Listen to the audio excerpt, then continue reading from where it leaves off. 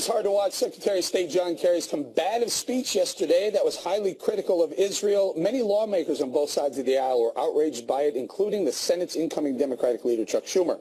In a statement, the senator admonished Kerry for forgetting the history of settlements in Gaza, where Israel had settlers withdraw, and Palestinians responded by sending rockets into Israel.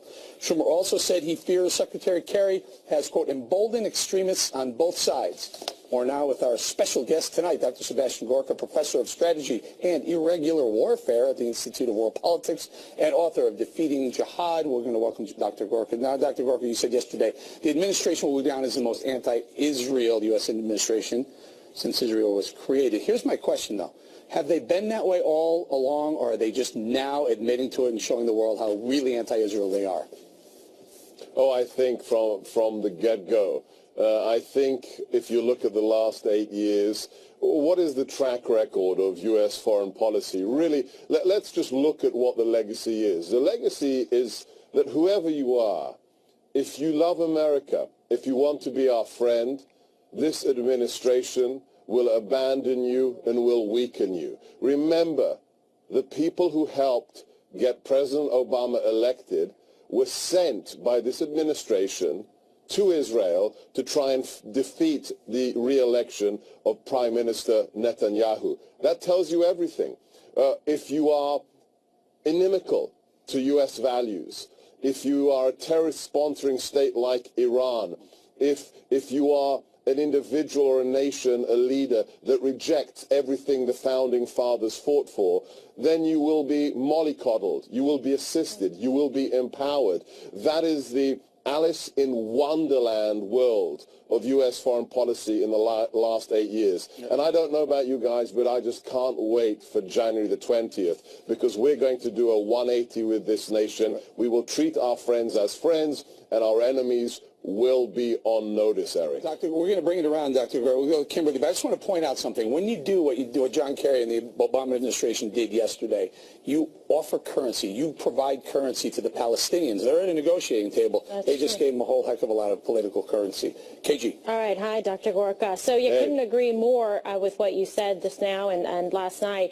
It just really seems that he is going out of his way, President Obama, to undermine our one democratic ally in this region that's already on fire. And to what end do you think that he is doing this? Is it part of the reason to create a problem for President-elect Donald Trump going in on the 20th?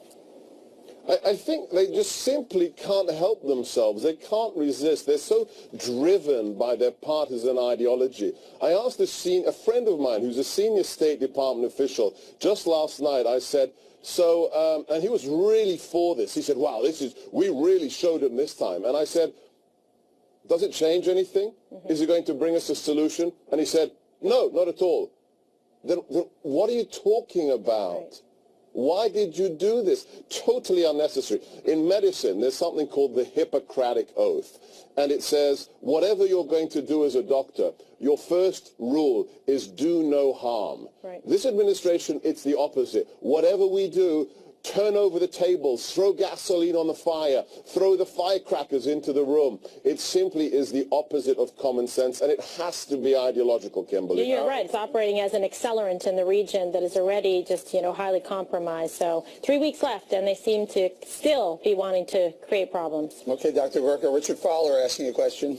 Dr. Gorka, so here's my question. At the beginning, you talked about this idea that, the president has sort of made this big enemy of Netanyahu, but it was a couple months ago that President Barack Obama gave the Israelis a $38 billion, the biggest ever aid package in American history. I mean, is that not supporting our allies?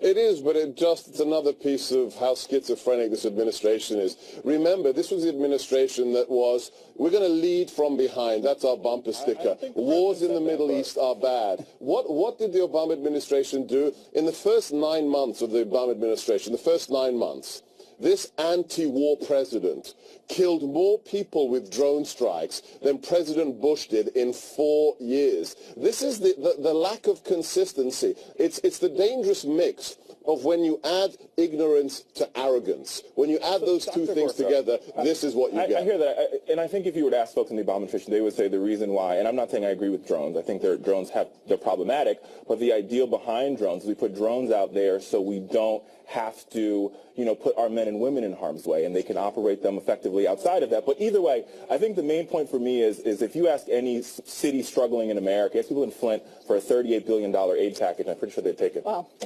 Dr. Gorka, Katie Pavlich here. I think we should point out that aid packages are passed by Congress, not by the and signed by the president. That's the first thing. But second, my question is, we have a new president who is coming into office now. The Israelis are clearly hoping and I think believe that he will be a better president for Israel than President Obama has been.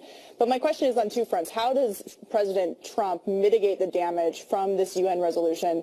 And the second question is, how does he navigate what we have now in the Middle East with Syria, with Iraq, with Egypt, with North Africa? I mean, how does he now try and put that fire out? Because as you've said and as Kimberly also said, it is on fire.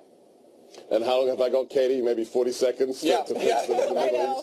Sorry. Okay. So number one, the resolutions of the Security Council are raised to the level of international law, so there's nothing we can do about that unilaterally. However, as the highest donor to the United Nations, as the most important, powerful nation in the world, we have a lot of leverage. The people who supported this, the 10 nations that supported this, will be punished, whether it's economically, whether it's diplomatically, or whether it's just rhetorically. They will be frozen out at least for a period of time. That's clear from just the statements made already by President-elect Trump. What can we do in the Middle East? In the Middle East, the first thing that has to be done, and I've been stating this again and again and again, I've told General Flynn, other people on the transition team, look, the first thing we have to do is we have to win back our friends. There are people bleeding right now, Muslims bleeding for us and for our values in the Middle East. Remember that Jordanian fighter pilot burnt alive by ISIS. The nations of the Middle East that should be our friends, like Jordan, like Egypt, have been completely neglected and abandoned sometimes, like Egypt,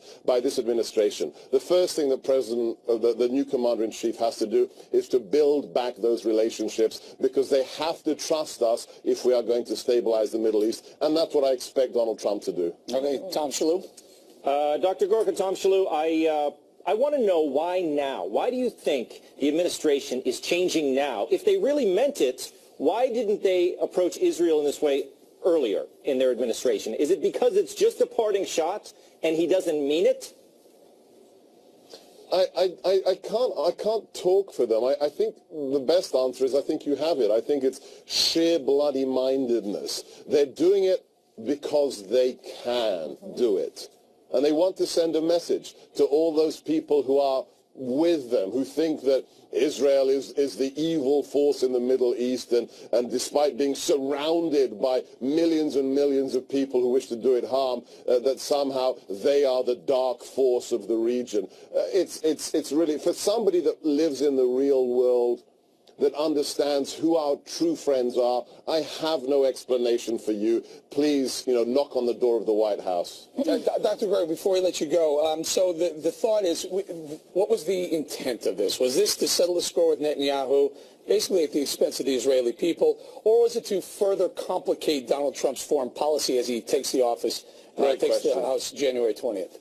Great question, Eric. Look, I don't believe in conspiracy theories. I find them immensely entertaining, but they're called theories for a reason, because they're not facts. And having watched the last 8 years, I don't see Machiavellian strategists in the White House. I see a person with an MA in fictional writing called Ben Rhodes as the Deputy National Security Advisor. These guys aren't Kissingers. These guys aren't big brains. They don't have a master plan. It is sheer, willful, bloody-mindedness and done out of spite. If I had to put money on it, Eric, it was done in a fit of pique to say, we can do this and we're going to do it to you. Happy Christmas, happy Hanukkah.